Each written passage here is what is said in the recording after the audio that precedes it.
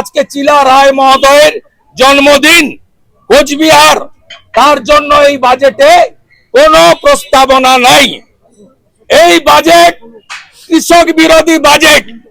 কৃষক বন্ধু তার কোনো অর্থ বরাদ্দ বৃদ্ধি নেই, ক্রপ ইন্স্যুরেন্সে নতুন কোনো ঘোষণা নেই, উচিত মূল্যে সার, পেট্রোল, ইলেকট্রিকে ভর্তুকি কৃষকদের দেওয়ার কোনো প্রস্তাব নেই, বয়স্ক প্রবীণ কৃষকদের জন্য কৃষক ভাতা এবং কৃষকদের অ্যাক্সিডেন্টাল বেনিফিটের কোনো প্রস্তাব এই বাজেটে নেই।